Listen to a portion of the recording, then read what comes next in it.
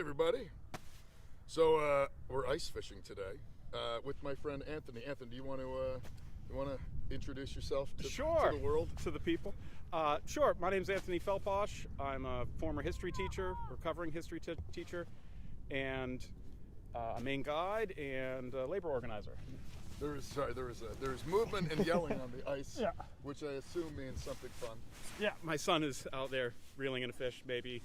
We just had a flag go up. Yeah. Yeah, Graham just caught a great bass. Yeah, it was beautiful.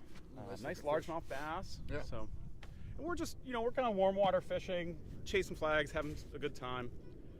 It's a nice way to spend a beautiful day in February. Yeah, we've polished off between the lot of us most of a box of devil dogs. Yeah.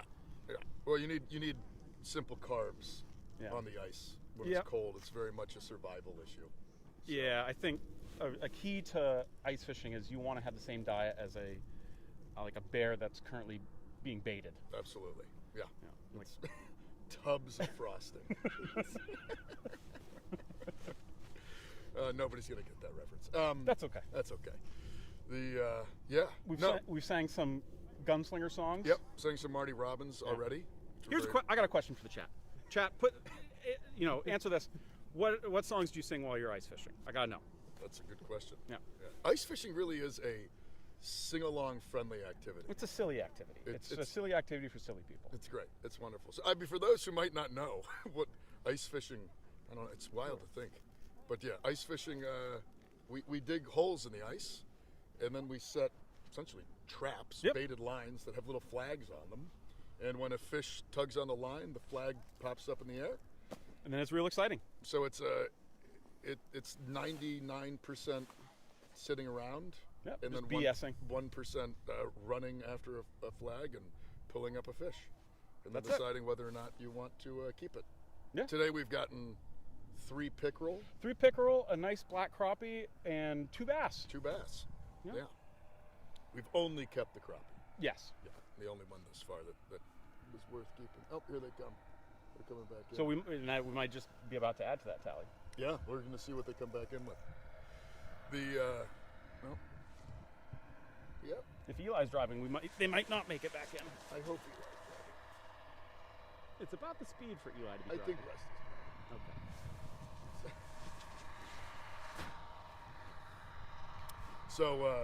So this is a standard Maine activity. How long have you been ice fishing? So I don't remember the first time I went ice fishing. It was always something that my dad took me to do, so I take my son to do. It's a great way to spend time with friends, get outside, and just kind of relax. The fish don't really care what you've got going on in your life. That is true. It's always nice. They don't. We need hooks. You need hooks? You need hooks? Did it take the hook? Pickerel, It's pickerel, man. refused to let go the smelt and now no smelt. Took the smelt and the hook? Yeah. Yeah. Well, they did it. The pickerel did it with the other one, too. Yeah, and There you go. Rusty could feel the needles. Do you need emos? No. He's swimming. The hook didn't make it though. Gotcha. It was like one of those. It should have been gotten. Yeah, pickerel have a lot of teeth, folks. They do. You don't really want to stick your finger down the throat. Watch your face again. Watch your face. I'm gonna mow in hooks. I gotta get some more. Yeah. So we are just out, mostly sitting on the ice. Yeah, we're gonna eat lunch here in a little bit. We're gonna cook up some lunch. Yeah, and we're using jack traps, which are a brand of ice fishing traps made here in Maine. Nice. Eli, All handmade. They look great. I'm just putting. Sure. Come on. Are you gonna let me do it by myself? Graham, we've got a question here from the audience. Oh, yeah. If elected, would you consider working together with progressive groups like Our Revolution, Justice Steps? Oh, yeah, of course. No question about it. Flag. Flag? Oh, yeah, flag. Oh yeah.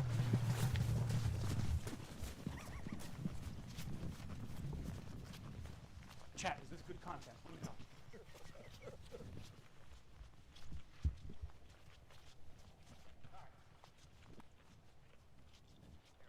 Hey, yo. Okay. So you got your back to the camera. You got there.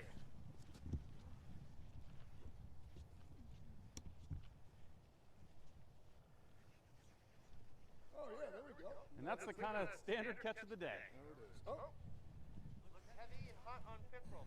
There you go. did we lose the hook? We lost the hook. We lost the hook. It does indeed. I think we lost like the entire white line. Oh, Well, there you go. no, we didn't. Okay. Cool. Fourth pickerel of the day. I'm gonna go retie. Yeah. Hey, Eli, come retie. Yeah, why don't you go with Rusty, me, buddy? and then we'll do that one. Nice job. Yeah, I don't think we got a good shot at that. I think it was great, bud. I think it was great. Oh, the nice silhouette of that Yeah. flag. You guys running. Perfect. Real quality, high quality content Yeah. here. If folks could hear me heavy breathing, I apologize. Yeah, hope Can you edit that out? people are watching are entertained. All right. Justice Dems. Fourth pickerel of the day. Our revolution, Justice Dems. Yes, and the answer is yes. I would be happy to work with those groups. Yeah. Because it really is we need to combine all the forces we can and build a movement. So, Yeah, I mean, I think that's one of the things that I appreciate about you and getting to know you is that you are a movement guy. I mean, it's the only way it works. Yeah. Yeah. Without a broad-based coalition and without a ton of people in a coordinated fashion, it's difficult to succeed in the goals that we're pushing towards. It's so bizarre to like go from catching a pickerel to immediately It talking. really is. Yeah, it it's- really is. It's a fascinating Yeah. fascinating switch.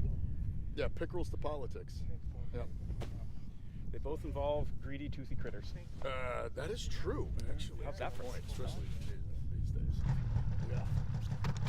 But At least the pickerel are honest about it. yeah, the pickerel. That's also true.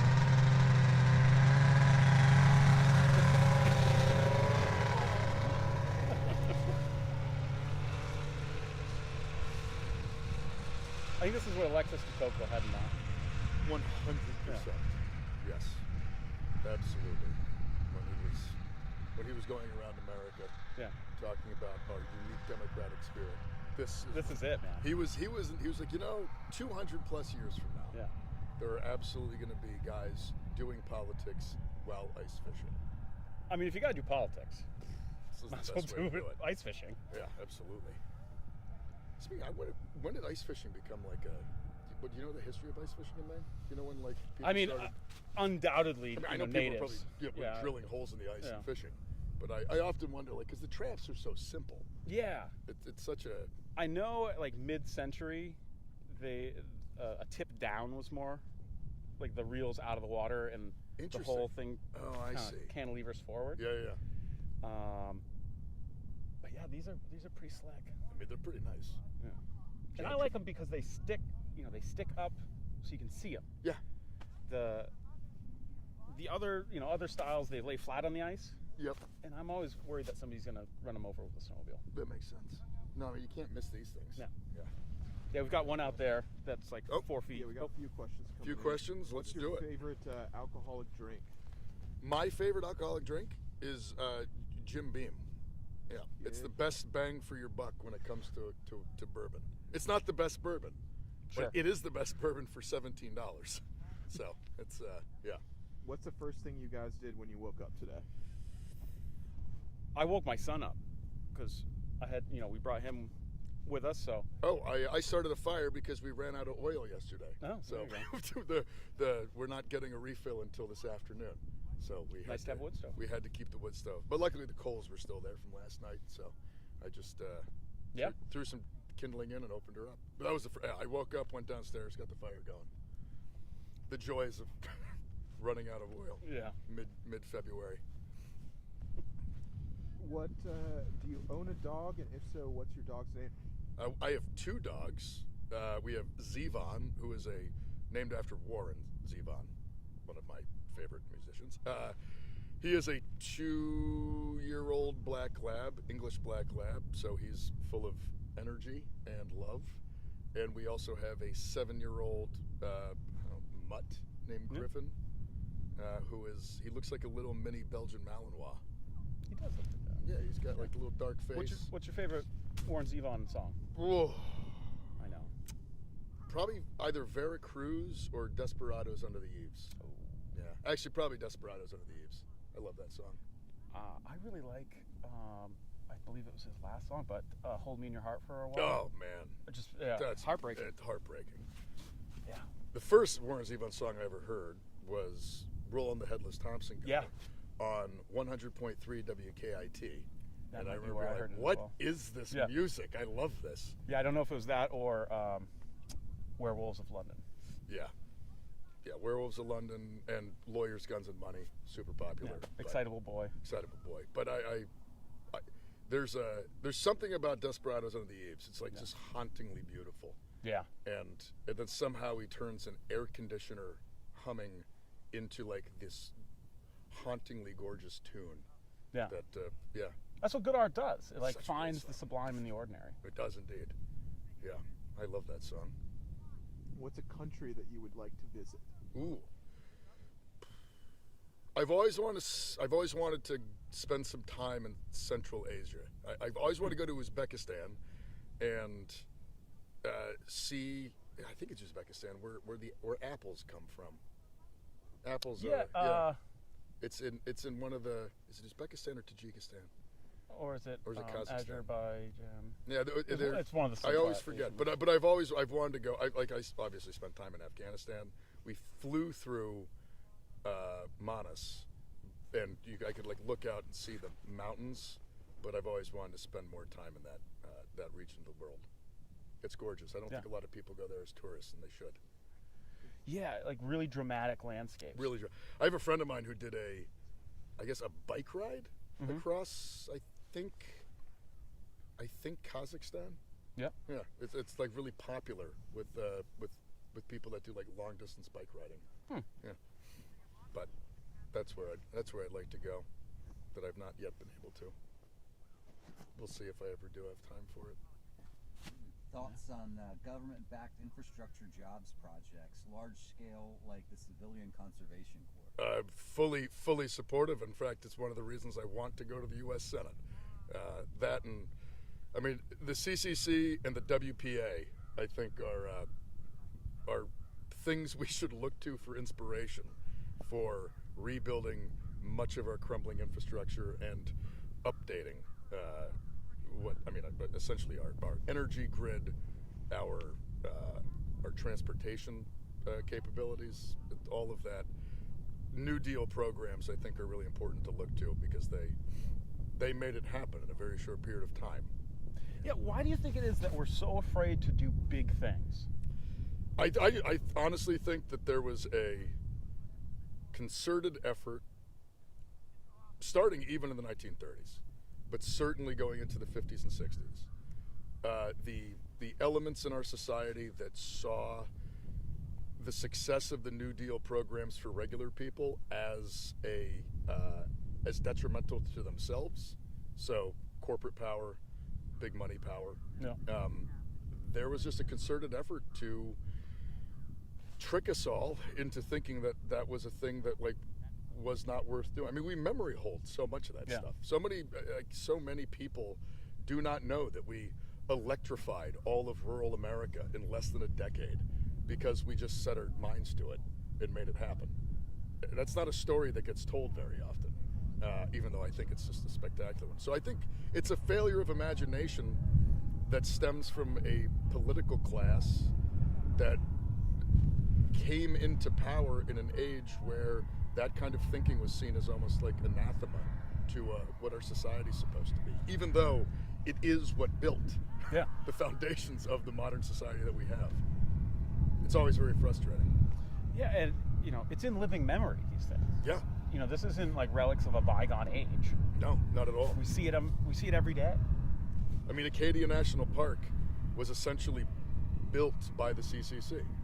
Like all of the updated trail, everything you see over there, the stonework, it was all built during the 30s because we put people to work. Yeah. The government put people to work to build America, and the fact that we've just kind of ceased thinking like that, as not just as a country, but like as like a culture.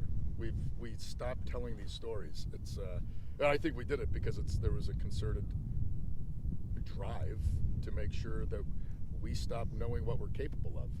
Because if we do, then we'll build a more equitable system. We'll use things like the power of the federal government to employ people and build, and that doesn't help people who are trying to just make money. So we stopped doing it. We're not descended from fearful men. We are not. I We think are Nixon not. said that. So And we have to stop. That's true. We do. We're not quoting Nixon. Yeah. But we aren't descended But he's from right. fearful men. We've got a question here. The house my parents bought in Maine in 1994 for $80,000 would now sell for $500,000. Yeah. How can we address housing affordability in the state? Well, I mean, I hate to say it, it's not a state issue because it's happening everywhere. I mean, it's. I know here in Maine we feel like it's kind of specific to us, but if you leave this place and go to housing and housing prices are a problem everywhere, which frankly means it's systemic. And one of the deepest problems is that we've just commodified housing. We've turned housing not into something that's a human right, something that people need access to. We've simply turned it into a way of wealth accrual, or a mechanism of wealth accrual. I think one of the answers is definitely going to be public investment. I think we need to start thinking about things like public housing again on the national level. We used to, and then we stopped because people who weren't benefiting from it began to strip it of funding, and then eventually, when you strip something of funding, you point at it and say it doesn't work anymore. And it's kind of the age-old. You break it until it doesn't work. Break it until it doesn't work, and then you say it doesn't work because you didn't want it to in the first place. We also have to get private equity out of the single-family housing game. I find deep problems with like multi-state landlord corporations. Like the idea that we can just allow this consolidation of ownership, that drives up prices. And if you drive up, and that just drives up all prices. It doesn't just impact people paying rent. So You can't bid against BlackRock. They have a bigger checkbook very than you. hard to. But I think we obviously need to create significantly more housing. The whole abundance thing, I'm not like fully sold on. There's an element in there where I'm like, okay, we do in some cases really have to update ordinances and make building easier, but not easier in the sense that it's just now easier for corporations or developers to do it. Build more slums. Yeah, exactly. Yeah. But I think at its core, it's more a fact that we need to view housing as a human right, and we need to view it as something our society can and should provide to everyone in some form or fashion, not just be a commodity. What do you think about that? I think you start getting in dangerous territory when most of people's wealth is tied into their house as well. Yeah. I think, I read an article a couple years ago about the Japanese approach to housing is, if you have a 30-year-old house, it's old. Knock it down. Build it better, build it newer, build it more efficiently. And so they don't have as much of a housing crunch as we do. Yep. Because it's not this legacy investment. And the only way to access that investment is either to borrow against it or sell it. Right. So either way, it's costing you.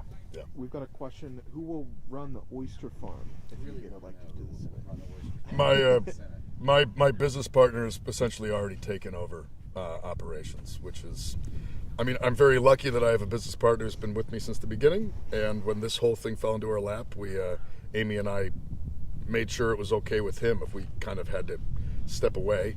And he's been great. And he's been there since the start, so he knows how to run the farm. But it is sad for me because I spent years building it. You miss the little guys. Yeah, of course I miss it. Yeah, it was great. It was a great life. But yes, my business partner has essentially taken over operations. So. Well, I'd imagine that you get a lot of days, kind of like today. We were outside all day. you're in nature. Yeah, I spend most days on the boat, like by myself, maybe half the time. Yeah. It's nice, but yeah, being out, hanging out. I mean, being on the water with the engine turned off, tied onto the lines, with the seals on the rocks and the eagles, and I mean, it is about as idyllic as a life could be. So I'm gonna miss that, but he's taken it over and he's very capable. So we're very fortunate to have someone like that engaged in the project. So yeah. What was your favorite part about being a Marine? Ooh.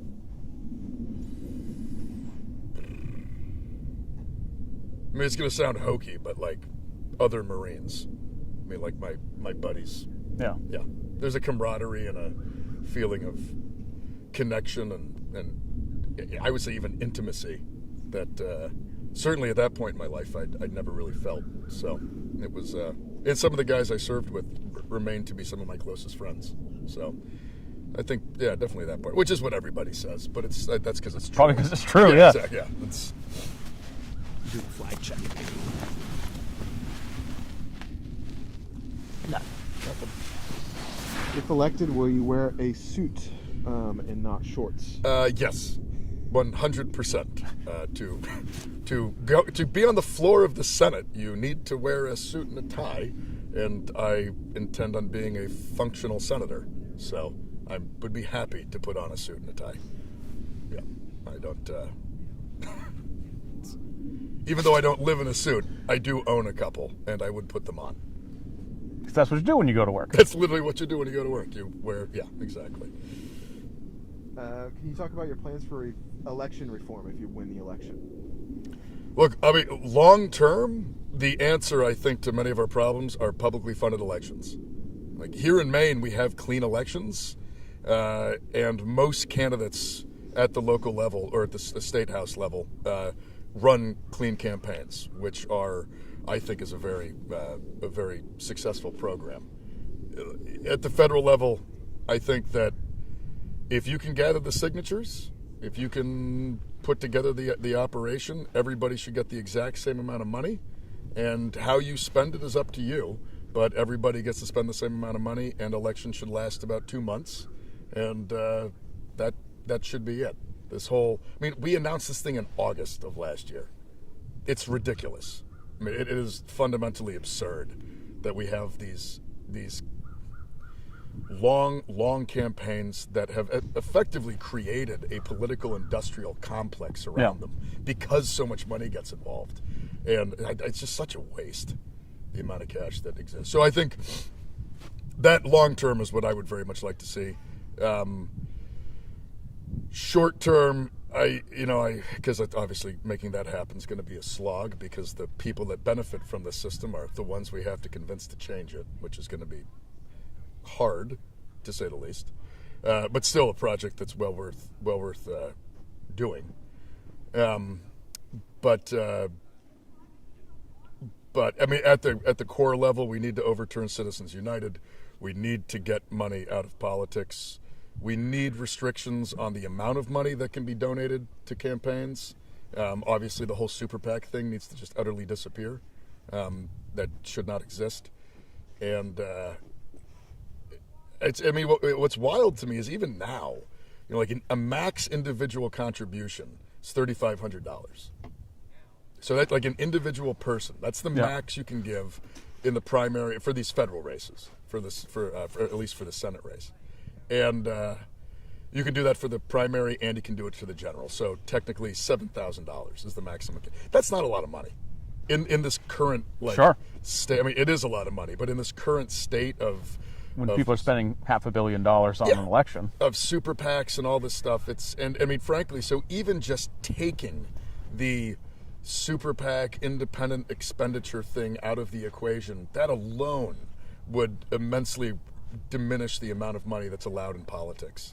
So I think that's, I mean, we need to end this campaign system, which really has just turned into this, it's been like commodified and in many ways financialized. and it's just a money making machine now. But it doesn't get spent on anything real. No. It's spent on TV ads. It gets spent on consultants, all this kind of nonsense. So. Greatest challenge in getting Republican voters or hardline leftists to support your campaign?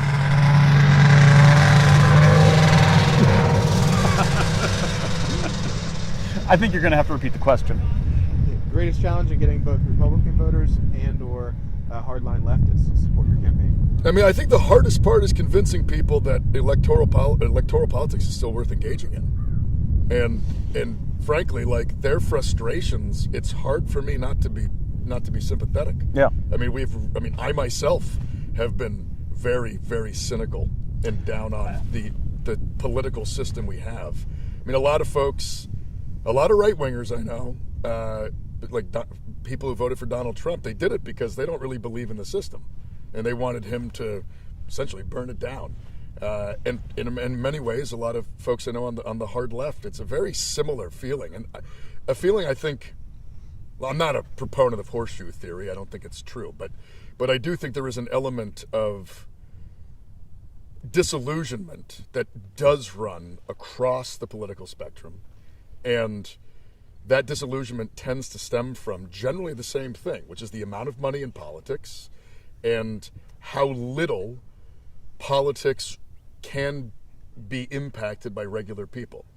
I mean, we call what we have a democracy, but it isn't really.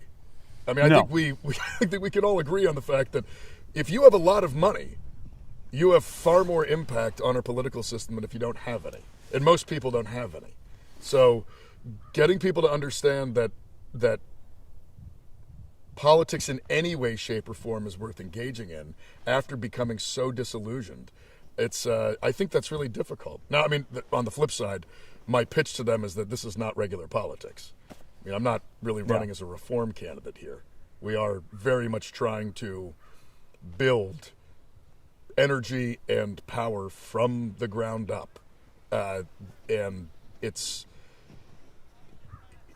simply trying to opt out of the system is a path. I mean, it is a choice that can be made, but I don't think it's going to be successful. Because that's not where the power resides in our society. I just have a theory of power in which you have to use the tools at your disposal to the extent that you can, and to the extent that they're going to do you any good. And all I can think about with this campaign is if we weren't running for Senate, like if this hadn't happened, we wouldn't have met. Yeah. And there wouldn't be this kind of growing movement in Maine, combining labor unions and community organizations and other political campaigns that are kind of engaged in a similar project, but trying to convince people of that on both ends of the spectrum, I think, is hard because their cynicism is, frankly, in many ways, well placed. I mean, and I think it's so seductive. It is. Like the hopelessness, the cynicism is so seductive because it tells a story that, if you were to look around, would seem true. That everything is so big. Everything is so expensive. Everything is so unreachable that, like me, I can't do anything. Yeah. I think like I love this quote. Shout out to Brendan Lee Mulligan from my favorite Dungeons and Dragons podcast. But if things are hopeless, then what we do doesn't matter. So let's operate as if might as well operate with hope. Yeah. Because it's the only way that anything's going to happen. Yeah, I think that's the best way to look at it. Yeah. But but it is difficult. It's incredibly hope is hard. To be fair, I've been there. I mean, I spent a number of years being like, "There's no point to any of this. No, I'm opting out." The problem is when the issues are systemic, you actually can't opt out. Right. It's always going to come for you. They don't opt out of you. They're never going to opt out of you because they're always coming for something you've got, whether it's your wealth or your labor or your time, and it is very seductive to just want to like say none of it matters and just give up. But that's how they win. I mean, that's what they're hoping happens. Yeah, and I think we all want the same thing. Like we all want good schools for our kids to go to. We all want our kids to do just a little better than us. we want to work hard and get rewarded for working Rewarded hard. for your hard work. Like, Yeah. we want a chance to get ahead, and I think like you can be right wing, left wing, airplane wing. That's what you want. And I think like that our politics doesn't respond to that is a huge issue. Got another one here. Big fan of Graham. His platform says he wants to close the massive shipbuilding gap. People see this as posturing against China. So I'm curious what he thinks the U.S. position toward China should be. Oh, I think our position towards China should be one of cooperation instead of one of opposition. I mean, in many ways, because that's what it is already. We just pretend that it isn't. I mean, one, I think we pretend that because it's good for the military-industrial complex. Politically, for some people, I think they want to see a continued multipolar world in which we have to always be in some form of aggressive, almost war posture, much like we had against the Soviet Union, which I just see as absurd because China, we rely on many of the cheap goods China builds. China relies on us to buy them. We have a very integrated economy, which we pretend isn't happening. Yeah. I will just say that for shipbuilding, we are a nation with two seas on both sides of us. The Navy has always been very important. We have, in living memory, created a Navy that is powerful, but frankly doesn't effectively conduct its day-to-day operations in the most efficient manner. We need smaller ships. We need more frigates and we need more destroyers. And we have ceased doing. I mean, recently, everybody saw the Trump administration wants to build battleships again, which is just, literally absurd. The Battle of Jutland Straits is going to happen. That's right. Again. We're going back to Jutland. Ships the line, man. Yeah.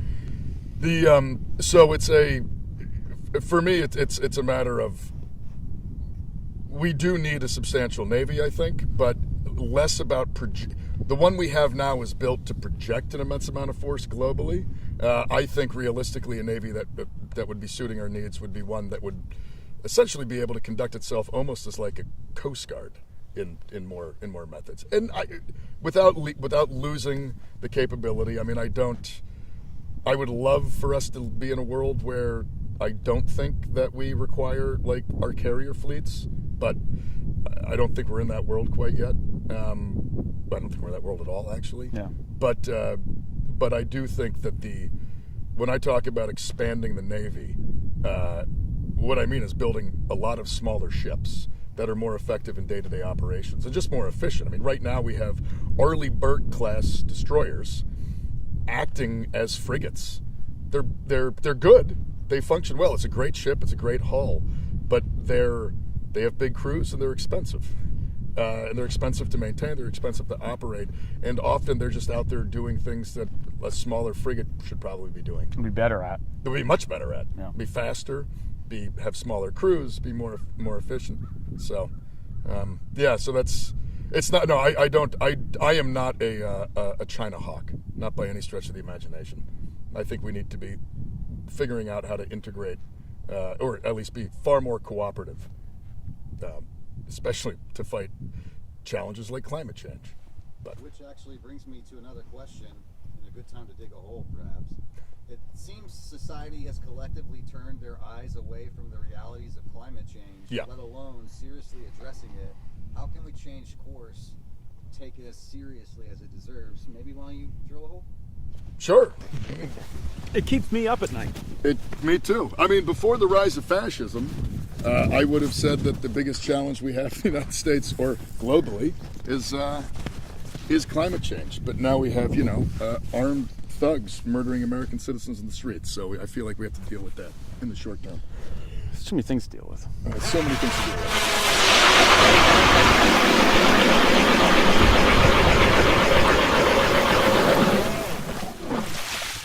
It's an electric auger. It's an incredible piece of kit. Well, actually, which is kind of perfect because the answer is our renewable energy sources as part of, I would say, Sorry. Do we have a Scoop? do we have a Yes. scoop?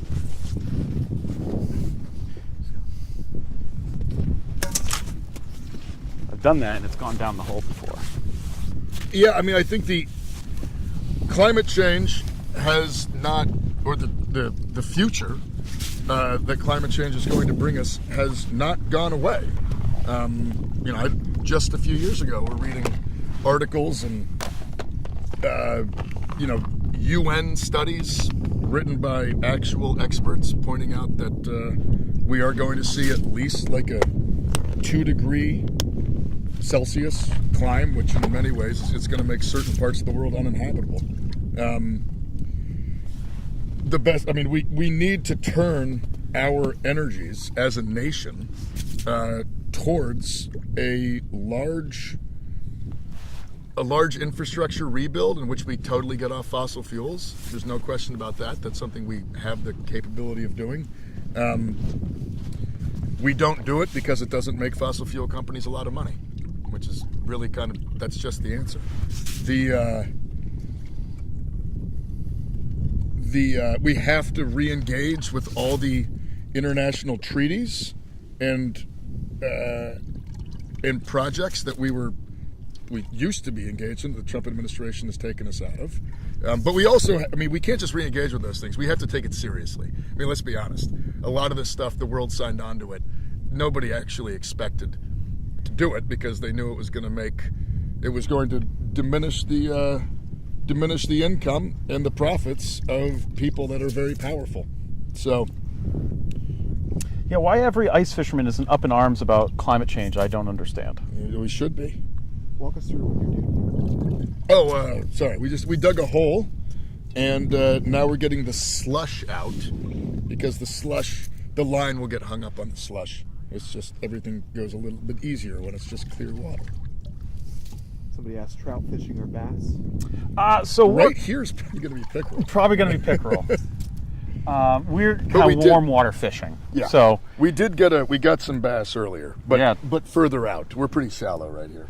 we're trying to get some white perch, but that's been the one species that has kind of eluded us this far. Oh, And I like to be about a foot off the bottom. You're more than capable of doing that. I don't know why I'm doing that.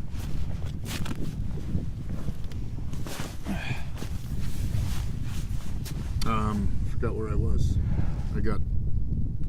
We're talking about climate change. Oh yeah, right. As we dig holes in the ice. Yeah.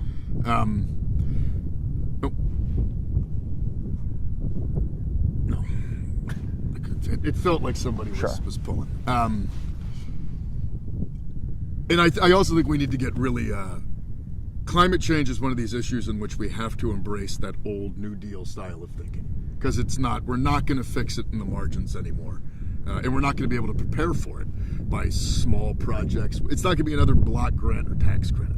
We really need to engage in large-scale infrastructure, certainly around our energy grid, getting off of fossil fuels, but also hardening our communities to the very likely ravages that are coming with more extreme weather events, rising sea levels. I mean, in my opinion, we need to engage with it the same way we engage with war.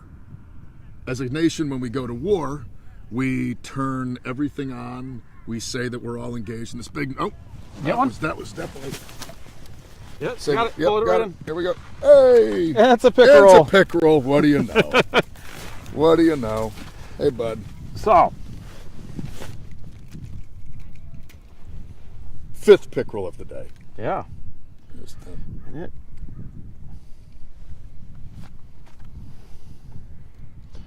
So pickerel are a warm water fish, even though they're under the ice. And they're a bit like a pike. They're real slimy. Very slimy. And they are native to Maine, however. Pike are not. And I don't know how this one is hooked.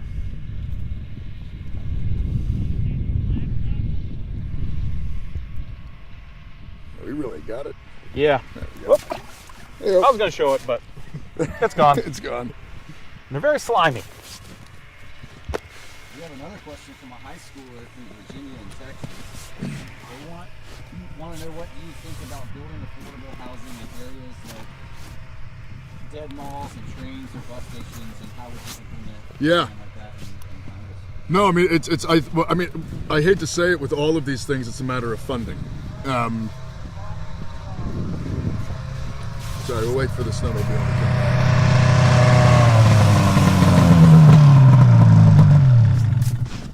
How was it? Found the slush. Oh no! Nope, saw it before we Oh, found it. very nice. Well done. Like, look at that gray patch, Eli. Oh, turn around. We just jigged up a We pickerel. just got a yeah. Yeah. No, it is amazing to me that we have so many empty buildings in this country, empty malls, and they just sit there, and no one's been able to figure out what to do with them. Meanwhile, we do have a massive housing crisis. It's but with all things, it really is a matter of investment, and I mean, a lot of these things require, to turn them into any kind of housing, requires a lot of, I mean, this is where the whole regulatory structure gets difficult and needs to be, frankly, seriously amended. And we also just need to invest in it. Whether it's pulling those things down and realizing that they do not have any utility anymore and replacing them with actual housing, or figuring out ways to repurpose them, I'm open to both. But I do think it's something that we need to be looking at the federal level and figuring out how to put federal funding into making it. What's up, Eli? Do you have a question for Graham?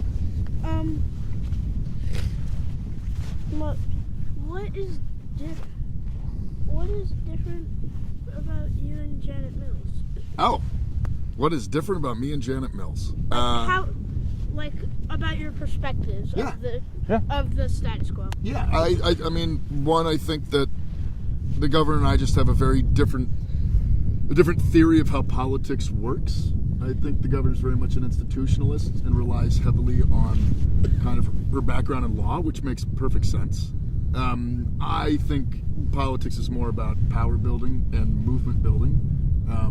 I think that we cannot merely rely on institutions. We have to rely on the power built by organizing people. And Hold on. But I also think that we've got some pretty significant policy distinctions. One around organized labor. I very much believe in expanding the power of organized labor because I think it is a necessity to expanding the power of working people.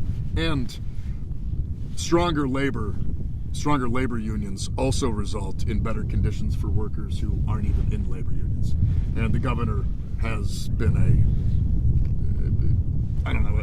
a career-long opponent of attempts to expand the power of labor in the state of Maine. I also think that we need to expand Wabanaki sovereignty in the state, and there's no way that we're going to get into a future which is going to have equality and justice without rectifying the injustices of the even recent past. Here in Maine, we do not have a good track record of treating the tribes decently. We broke a lot of treaties. We have, much like everywhere, The secret part of the Constitution that deals with tribes. Yep. We really have not been good faith actors in all of it. And to do that, we're going to have to certainly get rid of the element of the 1980 Settlement Act, which essentially means that just Maine tribes, don't get the same recognition that all other federal tribes get. That needs to end. The governor has been opposed to any effort to do that, and other efforts to expand tribal power and sovereignty in the state. But if the senator is agreeing with it, people just have to listen. Well, that's part of the bully pulpit. And we can use a Senate seat as a way of talking about these issues far more publicly and centering them in the conversation. Can you go stand with Rusty, buddy? What? Why don't you go help out Rusty? Yeah, we've got another question here too, actually. This is a good idea. Could we make a new department for engineers/tradesmen and doctors/nurses to allow access to the GI Bill on a VA benefits for a non-combative approach and work back into the middle class? I absolutely love that. That's a brilliant idea. Yeah, and I mean any way that we can expand, using federal power and, frankly, public money to get people into the jobs that we as a society need is a good idea. Yeah. I'm very much into that. Did people ever answer what songs they like to sing ice fishing? I don't know. No, we forgot. Wow. All right. What's your favorite food at a Mexican restaurant? If you want, I'll answer it first if you want. I got mine in the chamber. I mean, I know what mine is. Go. Yeah, it's steak fajitas. Oh, all right. Yeah. A good mole. Ooh, mole is great. Like, a good mole is a thing of beauty because you can taste the love in it. We'll talk about high-speed rail. A couple of questions on high-speed rail. Yeah, I'm a big trains and buses guy. It's insane that the rest of the world has figured out how to build very robust high-speed rail systems, and we have essentially nothing. Well, it's such a potent tool to combat climate change too. Oh, totally. I mean, when I talk about using the federal government and large public works projects to combat climate change, one of those is substantially increasing our capacity for public transportation. As a jet flies over. As a jet flies over us. I mean, I'm sorry, it's literally just a matter of political will. Yeah. And we just don't have that. We have not had that political will. I mean, other nations have figured out how to do it. We always hear, I mean, there are plenty of excuses, but I think in the end it's because it doesn't benefit fossil fuel companies. Yeah. It's really what it comes down to. For sure. But no, I mean, I want to see, much like we built the federal highways, I would very much like to see a nationwide high-speed rail network. I mean, it still breaks my heart that from my oyster farm in Hancock, Maine, about 700-800 yards distant, there is the old train terminal that came down from Bangor. Because you used to be able to take a train from Hancock, Maine to Bangor to Boston To everywhere. to anywhere. Yeah. You could, and that was at a time when we had far less as a society, when our productivity was significantly less, when our resources were significantly less, and you could take a train from Hancock, and now it just seems so distant. We've from become what very we have. comfortable with less. We have, and we can have so much more. Yeah. But I mean, at the end of the day, it requires imagination and political will. Yeah. I mean, it's kind of simplistic, but it's also pretty much just true. How do we repair our relationships with U.S. allies? The damage has been done. Yeah, I mean, look, we are never in the current, I would say, the current international order, or what is left of the post-World War II international rules-based order. I don't think we are going to be able to regain that trust without almost a complete reimagining of American foreign policy. And in some ways, I would say that's probably good.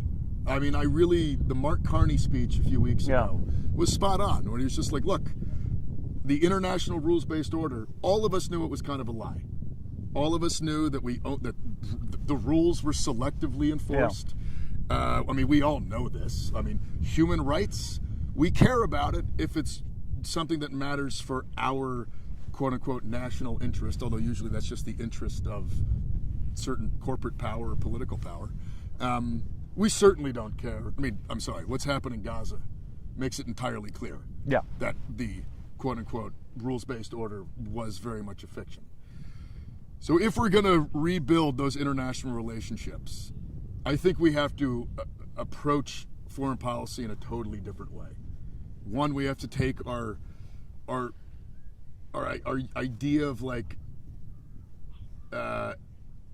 hegemonic militarism off the table.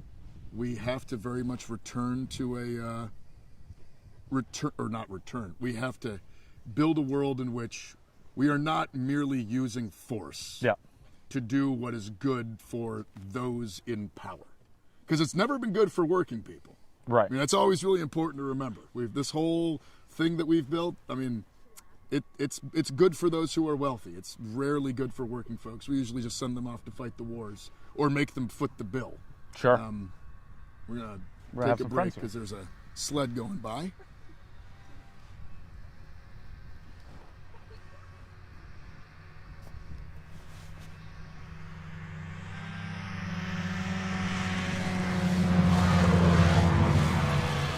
They're famous now. So honestly, I think that one of the only ways we're going to be able to do this is by turning our capacity for I would say engaging internationally towards going after corporate power around the world. I honestly think that that's one of the best things we can do. That instead of focusing on using our power to help, or using our military capacity and our kind of economic our economic power to simply support Got something? first American corporations, but now at this point we're talking, I mean, multinational corporations. Like states unto themselves. They're states unto themselves. They have no loyalty. Yeah. They are happy to go to whatever country is going to give them the best tax rate. They're happy to move capital around so they can dodge taxes. I very much think that we, as the United States, should form alliances and should form partnerships with other nations around the world to make sure that those companies, those corporations, aren't robbing all of us. Yeah. That I think is going to be in the future one of the state power, certainly national level state power, is at this point I think one of the only power structures left that can in fact keep corporate power in line. And because it's not going to happen at the local level. I mean, you've seen, you can't. You're so outgunned. So I think that we need a fundamental rethinking. And until we do that, if we just try to like re-engage with the international order the way that we have been, except that we just broke all of the rules, everybody's going to know that in 4 years we could just do it again.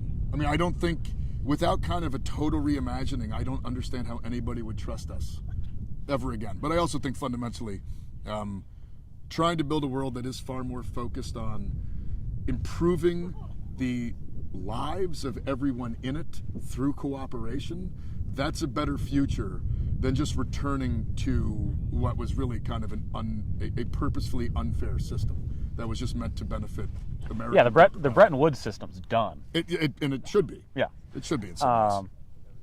Somebody said, I don't think you'll catch many oysters this way, but the conversation is great. No, we won't. What? We will catch no oysters. By the way, if we catch an oyster, climate change has become a huge problem. Something is wrong. Something is very wrong. If an oyster comes up on this line, it's over. We're toast. We really should have brought a stunt oyster. We've got a few people that really want to know about your thoughts on AI, potential AI regulation, potential moratoriums on data centers, and how your thoughts on UBI. I don't want to frame the question. Yeah. On the AI front, I'm flag. Yep. Oh, it's this one again. It's so far out there. You want to take a snowmobile? Is that? Come on. It's faster just to run.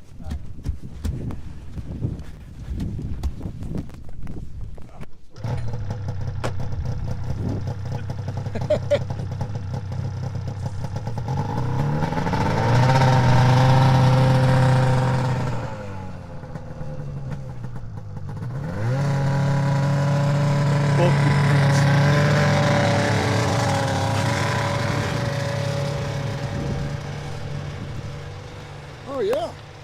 Yeah.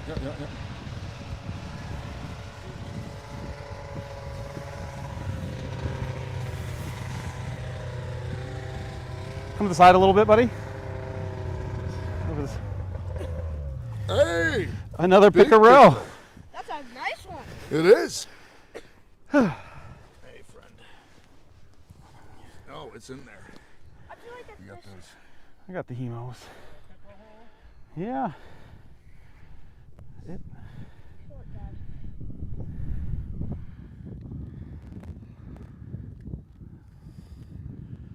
Well, this one might be coming home with us.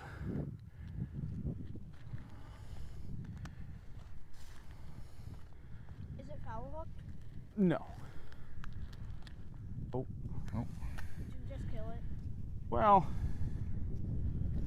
I don't know. Well, we'll take it on with us. Yeah, this one's gonna go in the. Eli, come here just a second. What? Come here just a second. Put just a little pressure on this line. Just like that. Yeah, something. Hey. Yeah. Okay, All we right. need to take a picture of that. Well, Oh, we'll walk it back. Oh, Yeah. that's Buddy. Yeah.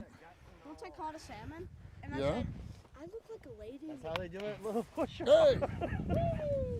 God, you are. Ed. Somebody wanted a face full of snow. Mike right here. Well, he's gonna get a face full of snow. All right. Whoop.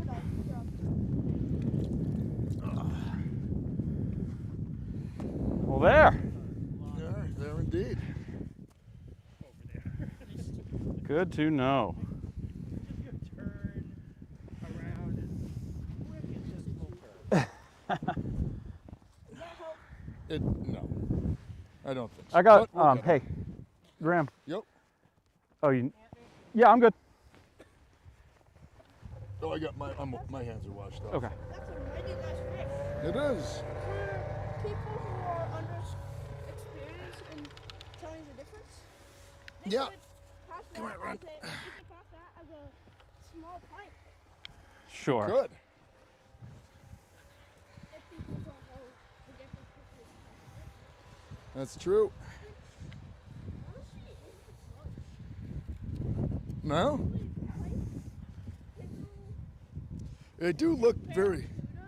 They all look very similar. except barracudas have a 1 inch. Yeah. Yeah. Well, barracudas are also they can be a bit bigger. Finally. Longest thus far. Yeah, it is. Hey. Big pickerel or small pike? It's a big pickerel. We got a big pickerel. Just gonna toss it over here with the other guy.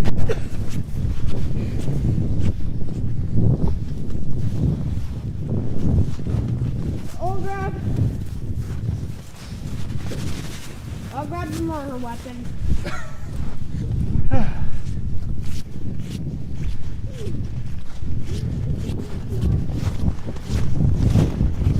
Man, it's just a day for pickerel. Yes. So many pickerel.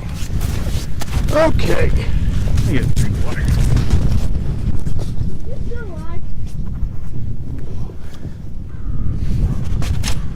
Oh. What'd you catch? A pickerel. A big pickerel. We're gonna keep that one. We put the rest back, but that's a rather big one. Yeah, and that one got. He ate the hook. So. But they're really tasty. You know, we'll fry it up and Yeah. it'll be great. Yeah, it would be Good great. fish sandwich. Forget where we were. Oh, AI. Yeah. All right, AI scares the dickens out of me. So I'm like, here's the thing. I'm very skeptical. True. Of this idea that we're going to have AGI. Certainly coming out of large language models. I really like, you know, Cory Doctorow? yeah, Yeah. He's got a great thing about this. He's like, you know, thinking that large language models are going to give us artificial general intelligence is like breeding horses in the 19th century expecting to get a locomotive. sure. Like, it's just, you can make faster horses, but you'll never get it. Like, it's going to have to be something else entirely. So I think a lot of it's been fully hyped up. Yeah. I think it's been way overvalued because there are just people that have sunk so much energy and investment into it. They need it to bring about some kind of massive change. Now, that being said, I do think large language models can absolutely impact employment a lot of jobs that we currently have. And I think Bernie Sanders is very right on this, that that is not going to be done in the service of just giving people more free time. Right. It's going to be done in the service, or making our lives better. It's going to be done in the service of laying off workers. So bosses and companies. Graham, the fish is picture ready. Okay, Eli. It's bosses and corporations can just lay off workers and destroy lives. That worries me. Seemingly, our two options are: it's going to first take everybody's jobs and kill everybody, Right. or like a utopia. And but it's not going to be like. Well, here's the thing. I do think we can regulate it in a way that, one, I hope brings the valuations back down to some kind of. I mean, it is an interesting technology. Sure. It's not going, I don't think, in its current form. I've seen no. I mean, we've been told. I mean, I was told in 2014 that we were like 2 years away from self-driving semi-trucks. Yeah. It's 2026. That's We're nowhere close, despite what folks say. But I mean, the people that pitch that they're selling it. They're selling a product. The more you hype it up, the more serious it sounds. I honestly think that some of the people that push the whole like AI is going to bring around the end of the world, they're doing it because that actually ups the valuation. Sure. Because it means that it's going to be so revolutionary. And I don't know. I'm skeptical. I think one of the ways that we can easily regulate it, I think a data center, maybe over a certain size, should be publicly owned. Mm-hmm. I mean, if we are going to require, if it requires as much energy and as much computing power as it seems that it might, that should absolutely be something that is, like, we need to treat it like a public utility. I think we need to treat parts of the internet or like a public utility.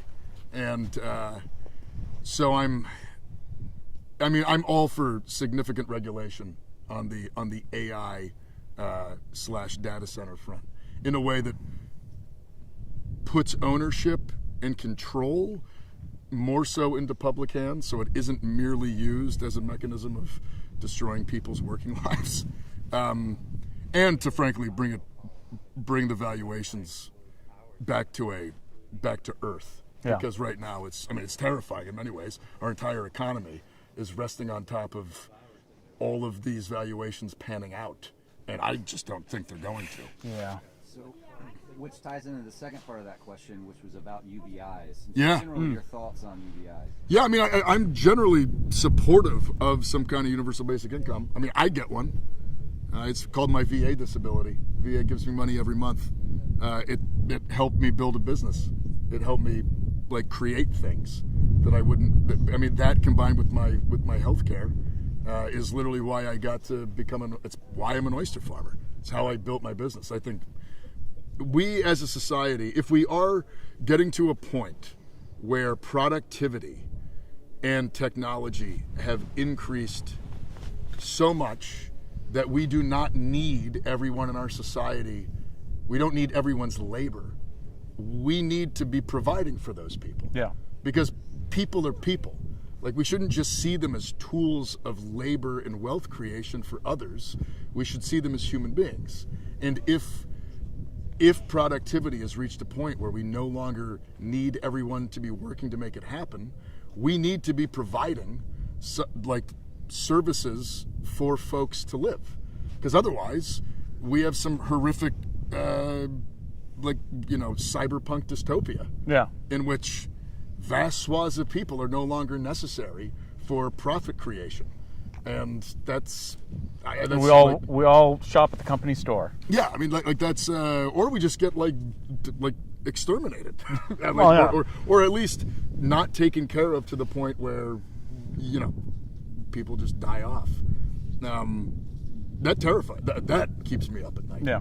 I mean, we need to fundamentally change in a world where we're constantly chasing productivity, and productivity continues to improve in the service of profits.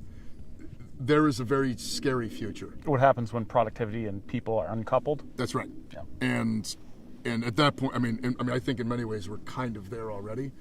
So I think some form of some form of universal basic income does not bother me. The only thing I will say, I don't like seeing it used as an excuse to try to like cut overall benefits for people. I've noticed that there's always this kind of we'll just do a UBI, just cut you a check. Therefore nobody. But like when you actually run the numbers, you realize, we're just giving people so much less. Right. We're just we're making it seem like it's something else. I think it should be on top of or combined with other resources to make sure people's lives are comfortable and secure. To me, it's a very similar argument as the one for socialized medicine, or like a Medicare for all, universal health care. Yeah.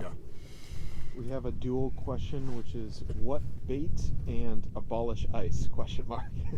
To the second part, yes. I mean, ICE. But not this ICE. Not this ICE. We don't want this ICE. We need. In fact, hopefully, this ICE stays for years and years to come. Because otherwise, it would be terrifying.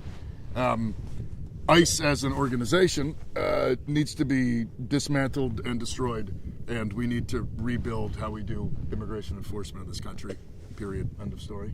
Yep. What was the first part? What bait? No bait on this. So Graham's jigging with a Swedish pimple. You want? Here, let's. And then we're using small shiners. Yeah, on the traps. We can show you what we. Minners. That's what we're using. Just small little minnows. Yeah. About inch and a half. What's the difference between minnows and donkeys? So what Graham's using is a metal jig. Yeah. Like a lure. It's movement and it's essentially color are what attracts the fish. Oh yeah. Yeah. Pretty sure like most fishes Yeah. are attracted So just a to little light. shiny jig. Yep. The Norwegians have been using these for about 200 years. What's that? Dark or light? Silver. Silver, yeah. You want to look through my jig box? I think I got another one. What are your thoughts on Cuba and the tightening of the blockade? Are you in favor of lifting the blockade and the normalization of relations with Cuba? Yes, 100%. Cuba, like what we have done to Cuba. Oh man. What's the big one? Is it a C-17 or a C-5? I can barely hear the Yeah, it's a loud one.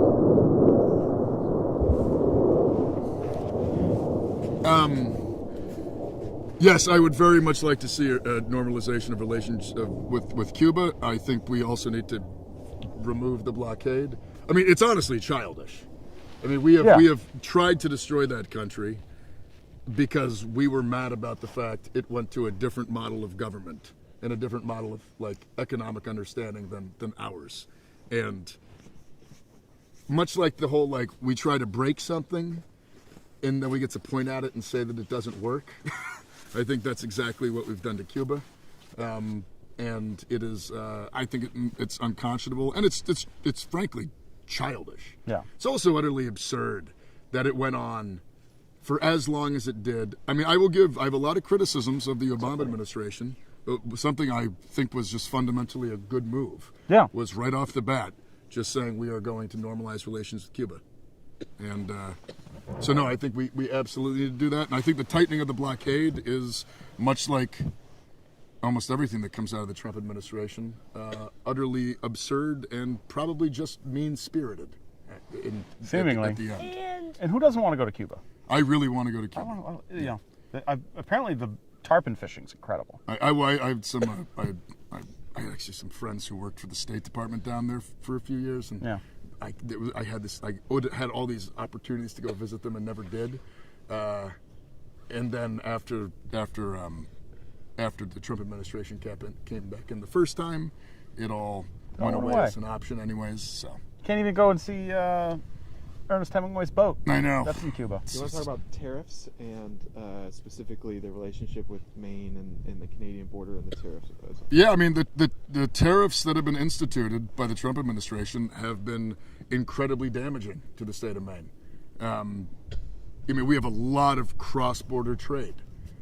In fact, there are a number of really interesting products around like timber products came to a grinding halt because because the lobster industry. I mean, most people don't understand, but like lobster is processed in Canada. Yeah. Like it may get caught in Maine, but it goes across the border and often comes back to be sold as picked lobster here in the state of Maine. Primarily because the Canadians subsidized their fish processing and we didn't. So another lesson in maybe industrial policy, where figure out what you want to do and then incentivize that outcome. You want me to drill you a jig hole, buddy? But no, I mean, whether it's building supplies, whether it's the fishing industry, whether it's the lumber or the forest products industry, it's been very damaging to the state. I mean, a lot of housing projects have stopped. I mean, a lot of building has just ground to a halt because of the cost of materials, all directly related to tariff uncertainty. Now, I will say, I am not fundamentally against tariffs. Tariffs have been used historically to.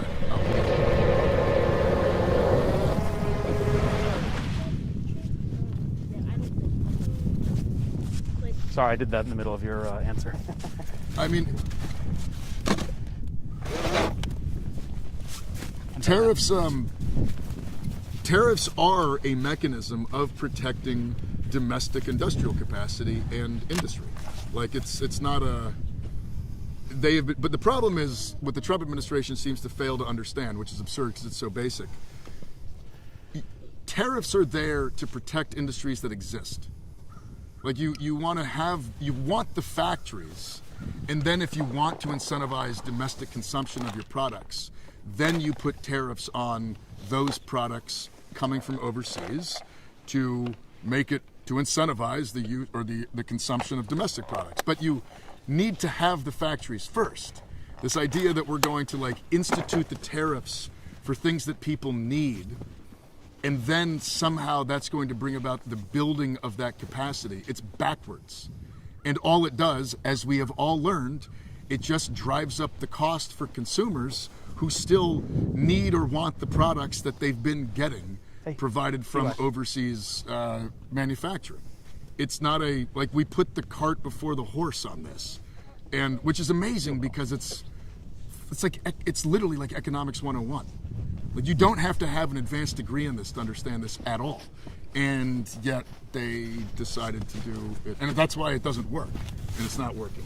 I'm not a free trade guy, honestly. I mean, I think much of the free trade world was created to drive the cost of labor down. It was a way to use the international labor market as a cudgel to discipline or destroy the American labor market. So I'm not allowing a foreign labor movement to take hold. That's right. I mean, in my opinion, there's a reason that labor solidarity has to be international, which is something that we need to, I think, as a nation also help incentivize. But the way the way that the tariffs have been used recently, it's just like it's. And we're paying them. It's a tax on consumers. Yeah. Well, that on the labor front, that leads into another really good question here. I've heard all my life about the horror of unions, especially the inability to fire people. How will you address decades of anti-union rhetoric while also addressing valid concerns about an abuse of power? I'll be entirely upfront. I remember like in the 90s always hearing, like, I think everybody heard the story of like how there's a teachers union in some big major city. And that was why, like, and it amazed, because I was in Maine. I grew up in Maine, only connected to Maine, and yet even as a kid, I heard this story about how, oh no, there's like there was a teacher in, it was always like New York or Chicago or something like that, who couldn't be fired because what I realize now is the reason we all knew that story is because it's anti-union propaganda.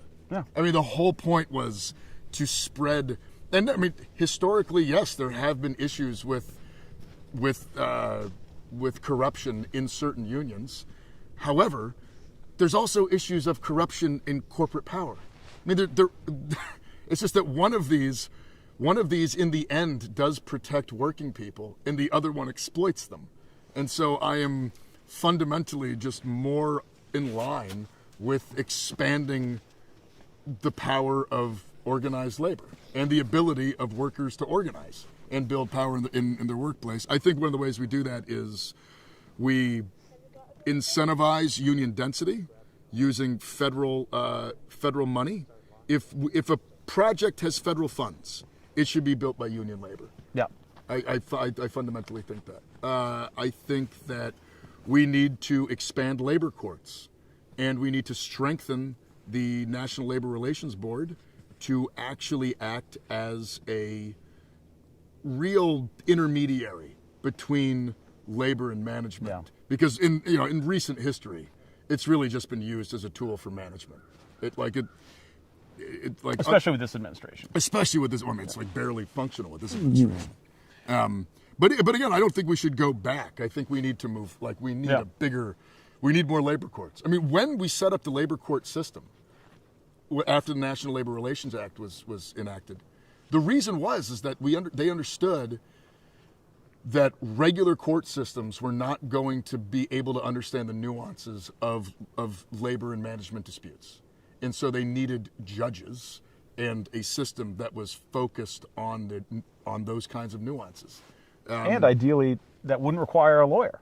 Exactly. That lay people could Yep. go and present their case. Yeah. Yeah. I mean, it is a good system, but it really is kind of ceased functioning. Oh yeah. Far one. All right. Words, Anthony. You guys want to take it? Again? Yeah, go for it.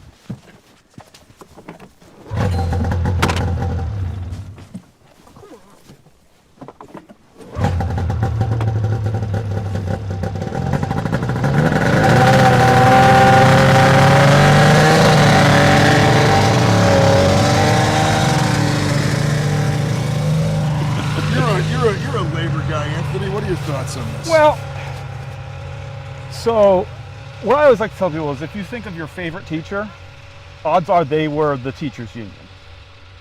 There's not an outside entity that is all the teachers union, and then the nice teachers that you know and love are different.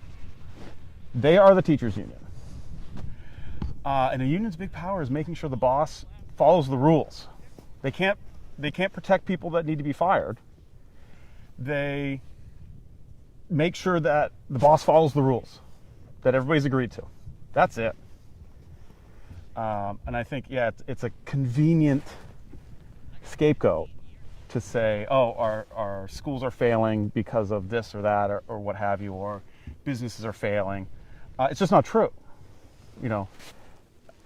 I was a proud union member when I was a teacher. I'm a proud union member now as a labor organizer. And I think it's not putting too fine of a point on it to say like unions are essential for our democracy. Yes, 100%. Our democracy relies on an educated electorate, and teachers unions provide that. And education is the silver bullet. It raises people out of poverty. It's available to everyone. And it's a public good. And a more educated society is a more effective society. Yeah. I mean, it's just a... And the real issue is a resource issue. Yeah. And a dispersion issue.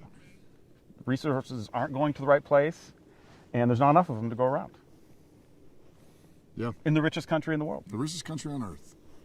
So we'll do two more questions. The second to last one is first day one priorities. First things you want to get done. Probably find the bathroom.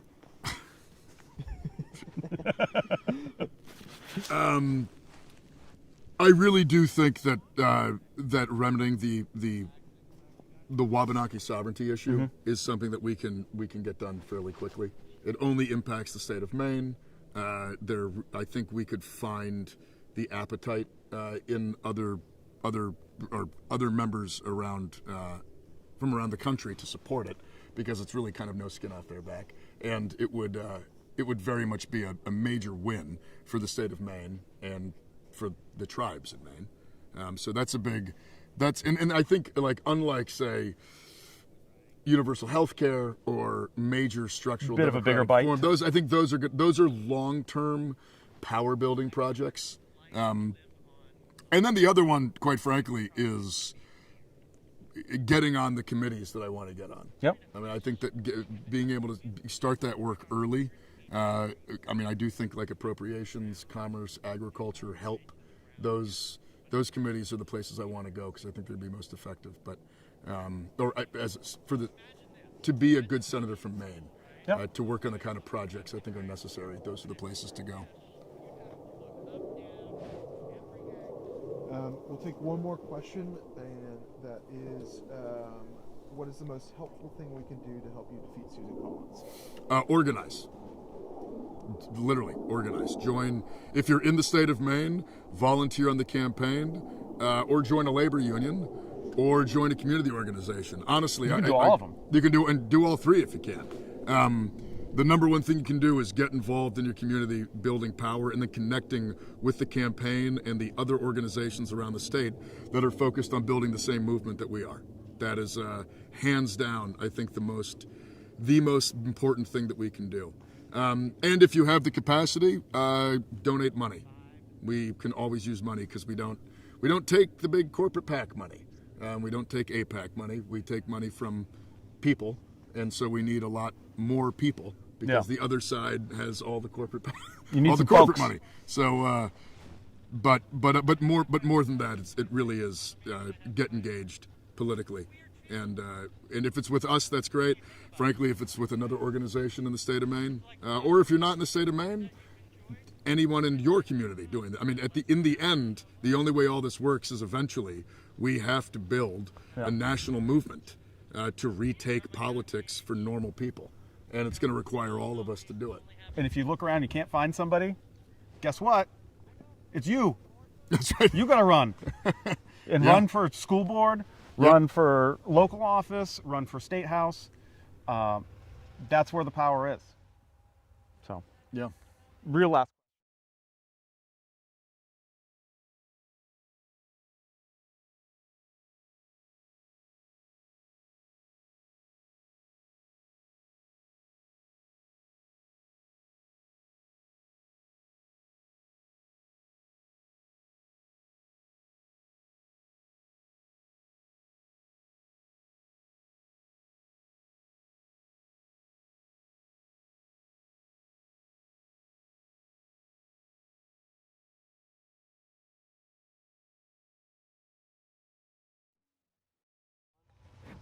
We're going to cook some lunch now. We're going to stay on stream and continue to answer questions as best that we can.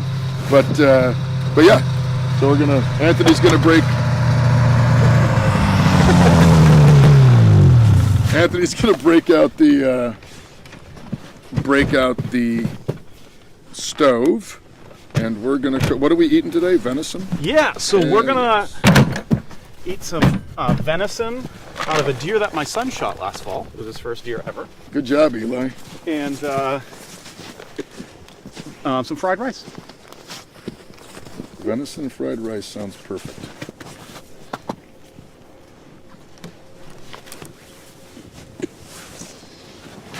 Did you So ever Graham, get a what are your picture predictions of for the the Hearts of pickerel? Pine this year? What's that? Predictions for Hearts of Pine this year. How are we going to do? Great. That was a pretty Yeah, promising I am stuff. so pumped. I heard they did really well in Bermuda. Yeah. Yeah, that's great news. That was pretty promising. Yeah, the first year was good. First year was really good. I cannot wait for the season to start back up. I know. It's going to be so much fun. And hopefully we can get you tickets. Hopefully we can get tickets. Yeah, I mean, hopefully anybody can get tickets. Hey, Graham, Yep. competing for highest price when you Getting money out of politics. I mean, I think, that is a very close, that goes closely with universal health care, but I frankly think that until we get the poisonous power of money out of our electoral system, it's going to be difficult to build the power necessary to bring about everything else. It kind of is the root problem these days. So that's key. It's also bipartisan, not amongst it is well. It's bipartisan amongst people there who want to keep it the way it is. It's also bipartisan amongst voters wanting to change it. Everybody thinks that money is a poison in our politics. I don't talk to any Republicans, Democrats, or independents, normal people who think that having billionaires own our elections is a good idea. So. Hey Eli, people want to hear what you have to say too. I'm curious, what do you think of Trump wanting to expand the U.S. beyond its borders? I think into Canada and Greenland. Yeah, I think it's insane. Yeah. Agreed. Yeah. Like, I think it's utterly insane. So it's also childish. I feel like if it's insane there was a and Guinness childish. World Record or a Nobel Prize for most idiotic president, he'd win it no problem. Eli, how old are you? 10. 10. Yeah, so the 10-year-olds know. Graham, any interest in being on any committees related to foreign policy? Yeah, I mean, but it is not my priority, I'll be entirely honest. I think, like, my priorities are reorienting our power inwards to, not in an isolationist fashion, but to use the power that we have to improve the lives of working Americans. I do very much want to see a change in how American foreign policy functions. And once I get to the Senate, if there is a obvious place, an obvious lever on the Foreign Affairs Committee, or maybe around maybe around armed services, yeah. That is exactly what I thought you'd say. There you go. That was pretty predictable. But honestly, you're gonna need to have a cycle if you're gonna try to be a politician. What? What? Cool it, buddy. Plans to help preserve the environment in our forests. I know you touched upon it earlier, but anything specifically forest related? I mean, yeah, we definitely need to protect public lands. I mean, there has been an effort recently to try to either diminish the power of the Bureau of Land Management and the Forestry Service, which I think runs counter to what we should be doing. I certainly oppose any attempt to privatize existing public lands or open them up to profit-based extractive resources or extractive systems. Yeah, there's a great organization, Backcountry Hunters and Anglers. I'm a member. They're kind of at the forefront of protecting public lands. Yeah. And folks can join that, and they do a lot of great lobbying. What also, this is another very bipartisan issue. Yeah. I mean, hunters and fishermen, outdoors, people that love the outdoors want to protect it, and that extends across both sides of the political landscape. Oh, yes. Yeah, this is serious stuff. I think we should. I agree. I think we should preserve public land. Yeah, I very much agree. Because it should be available for your kids to enjoy just as much as. It should be preserved so that, Am I it can oriented be the wrong used way? I don't think so. by generations to I don't know if come. the camera should see it. We don't have to turn this thing around. That would be hard. We should. It want should my be back to the used for camera. generations. Chat, do you want to see the meat? What's going on here? I've got some blank here. Hold on. You can come on in and check it out. Oh, I'm hungry already. Yeah, well, we kind of got excited talking, so which happens ice fishing. It does happen ice fishing. Literally.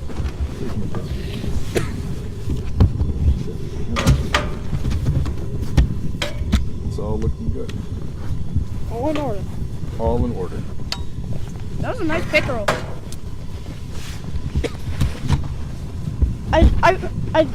When you're ice fishing, you normally just eat whenever the fishing slows down enough for you to eat. Yeah. Grant, can you tell us about where you grew up and if you played any sports? Yeah, I grew up in Sullivan, where I live now. I went to Mountain View K through 12 in Sullivan, and where I played Little League. And Baseball? Baseball. Basketball was really popular, but I was not very good at it, so I didn't really play it much. And then when I went to high school in Bangor at John Baptist, and that's when I discovered wrestling, and that was what I did in high school. I loved wrestling, and was Seemed like you'd be good the captain of the. I was a mediocre wrestler at best, but I was good enough. I went to States my senior year and promptly got dismantled by a kid from Bucksport. Just ruined my life. But he was an excellent wrestler. I was lucky to go to States. But yeah, no, I mean that wrestling really was the sport that I took to the most. Do you think that's why you're running for Senate? Yep. Because I was a wrestler. Just transferable skills. That's Y'all should, if y'all could smell that. But the place I grew up, I mean, Sullivan is a What weight class? 145 sophomore year, 152 junior year, and 160 senior year. It was like half of me then than I am now. I was smaller, as I think many of us used to be. Yeah. But where I grew up, I mean, Sullivan is it's a town of about 1,000 people, very small community, right on the ocean. We have one of the best views in Maine, looking out across Frenchman Bay at Acadia National Park. It is but it's a very hard scrabble place. A lot of folks, working seasonal jobs, multiple jobs, and it's a very small community. I mean, people really do just know each other. I loved it. I still love it. It's where I still live. So. I'm going to ask one question that I think is going to, your answer might likely answer another question earlier in the chat, but how do you plan to work with the fixtures of power in Congress to get money out of politics?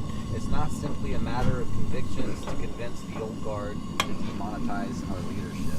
No, it's not. I mean, this is the problem. It's about power building.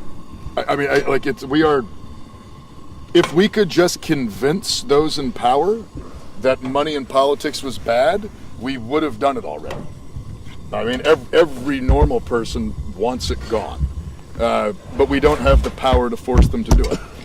So, for me, it's about joining those voices that already exist in our legislative bodies, both in the House and the Senate, who are trying to get stock and bond trading out of the away for not allowing senators and Congress people to trade stocks and bonds. There are people that already want to do this. We need more of them. And we also need to combine it with a real activist base to impose on the system. I mean, we need to build the capacity to have mass amounts of organized people putting pressure on the system, because people often ask me, they're like, "Oh, how are you going to convince those in power to do this stuff?" We're not going to convince them, and if we keep thinking that we are, we're always going to lose. I mean, in many ways, we have to replace them or put pressure on them and force them to change their tune. And that's one of the reasons I talk about power as much as I do, because we have a political story that for so long has been about transactional sort of finding the middle ground. We're all going to convince each other. And when it comes to these kinds of issues, healthcare, changing the tax code, getting money out of politics, the people in power don't want to do it. And so we need to build the power to force them to, or to replace them. And I think everyday people think of power or have been conditioned to think of power as like a naughty word. Right. And, when I'm organizing, I always use the definition of like power is the ability to either change or maintain the status quo. Yeah. Like you get to decide what happens. That's power. That's right. And like you can't love something without power, because that's how you maintain it. That's how you improve it. If you have no power, then you're a passenger. That's right. But other people have it. I mean, Yeah. That's the thing. Power is always being used. It is always being utilized by someone to improve their lot or to bring about the goals that they're going for. And if you're not doing it, then someone else is. Doing it to you. Doing it to you, exactly. Yeah. And I mean, and it's something that we've just lost in this country, is the ability for a lot of normal, regular, everyday Americans to understand that they do in fact have power, but the only way that we have power is by being organized. That's it. It's we need to be organized to really impose on the system. And so it's, yeah, I mean, I don't think I go to Washington, D.C., and I just get to have a bunch of nice conversations with people in positions of power, and that's how we're going to change it. Maybe we can convince some of them, but we really need to build a political apparatus that can get rid of and replace the ones that aren't going to come along, and can frankly force the ones that are willing to come along with us. Yeah. And that's what's up, you know, But that's the hard part. right. That's like, oh, it's that easy. Yeah, exactly. Oh, all right. Somebody visiting Maine for the first time, best places to go, best places to visit, things to do. Oh, best places to go visiting Maine. I mean, if it's your first time in Maine, I of course will definitely recommend go down east, go to Acadia National Park. If you get the chance, take one of the ferries out to like the Cranberries, visit one of the islands. Winter Harbor, absolutely hidden gem, great spot. I also highly recommend going inland. Gulf Haggis is, I think, one of the real hidden gems of Maine. It's a public-private partnership around the using some old or still forestry land. It is called the Grand Canyon of the East, but I saw the real Grand Canyon, so I know that's not true. Sure, but I think it's the only fjord on the East Coast. Oh no, that's Somme Sound. Oh, okay. Yeah. What's a fjord? But Gulf Haggis is, I mean, it's an array of waterfalls, this deep cut into the earth. I highly recommend it. Also, the Appalachian Trail runs right along it. Cutler Public Lands, up in, if you go real far east. I mean, I'm a bit of a snob. I think the best parts of Maine are in eastern Maine. I'm noticing that you're kind of a down east chauvinist. Yeah, I mean, a little bit. That's all right. I can't help it. It's where I'm from. But you get less people. Yeah, I grew up outside of Rockland. Yeah. Yeah, so this answer I cannot answer unless I know what time of year. Also, I mean, I assume everybody comes in the summer. That's always. Here's my hot tip. Is like mid-September. Oh God, yeah. When the leaves are turning, it is beautiful. Even into early October. I mean, it's like that's the best time. The tourist traffic has lessened. The weather is a little bit cooler. Yeah, the leaves are beginning to turn. I mean, autumn in Maine is the best time. You go to an apple orchard. Yeah. You get an apple cider donut. They're the best. You wear a flannel. Life is perfect. Perfect. People were asking what you threw on there, Anthony. So it's an old family recipe of a box of fried rice. No, I've never cooked this before, ever, actually. I've cooked fried rice before, but I thought I've got a lot of like marinade from the deer meat. It's a deer meat top round, or venison top round rather, from a white-tailed deer that my son shot, his first deer ever. This guy. And so I marinated in some teriyaki sauce, and then threw a couple boxes of fried rice in there, and we're gonna feed a whole bunch of people here. It's gonna be great. Because a hot meal on the ice, it's just, like food tastes better outside. It totally does. Like wherever you are right now, go eat your food outside, and you'll feel better. Like especially if it's hot food. Cause like either one, you know. hot food in a cold winter day. I will say one of my newly favorite places in Maine is in Sullivan, the wharf, right after you cross the bridge. Gordon's Wharf. Gordon's Wharf. Yeah. Definitely recommend. A nice sandwich. Sit at Gordon's Wharf. Watch the birds. Yeah, go to Dunbar's, get a sandwich. Yes, Dunbar's. Go down to Gordon's Wharf. The Grand Platner sandwich. Yeah. Well, that's right. Yeah. I think this is done. This campaign is sponsored by whatever Graham just said. Well, to be fair, it's like where I always get lunch. So, of course, I'm going to recommend it. Yeah, but it's very good. But it's very good. We had a question about we're standing on the ice now, correct? Yes. Is that dangerous? No. No. I would say Solid. it can be. Well, yes, it can be. So What we are doing is not dangerous. right, we are not in danger. But if you're going to go on the ice, really make sure you know how thick it is, what the body of the water is doing. Some places have currents that can have less ice. Moving water freezes much slower. This is a smallish, shallow pond. We're on about a foot of ice. You could probably drive a truck out of here. So we're all set. Graham, how would you explain your political views to working class, anti-establishment libertarians who share your organization? I might disagree with you on different. I guess my argument with libertarianism is always the fact that when you run its course, taking all power away from public power, from people that are elected directly from the populace and have some form of democratic input. In the society we have now, that very deregulation-focused world results in immense amounts of corporate power, which is the problem in the first place. I mean, one of my critiques of government is corporate influence in our government. That's the problem.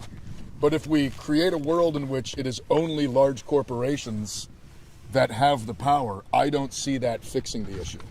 I think that in the current, there is a more utopian view in which I can get behind some libertarian principles, but to be realistic about the world we live in now, I think one of the only ways that we can really impose, certainly on like multinational corporations, is the power of the state currently.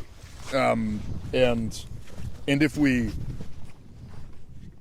diminish that because we're angry about the influence of corporate power in our politics, I'm afraid that the result is just more of it, because then we are lost with absolutely no way to impose or influence those that are powerful because they are wealthy. So I mean that's kind of at its core. I think my fundamental disagreement with a lot of libertarian arguments in today's political environment. Right, when are you running for office? Oh, no. He's smarter than all of us. Listen, So. this is all well and good, but I'm the only one here that's going to have to enforce a bedtime. So let's cool it. Show us real quick what we're eating and then give us a sign off. Well, Yep. this year, We are having I a am bowl going of. to. Well, this year I'm going to run for student Nope. council. So. Yeah. Oh, so, Nice. Fingers crossed. Fingers crossed. Vote Eli. 2026. that's right. Yeah, right here, Graham. Yep. Fried rice and venison.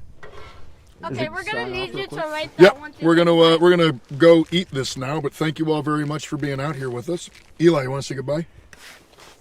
Yeah. Very understated.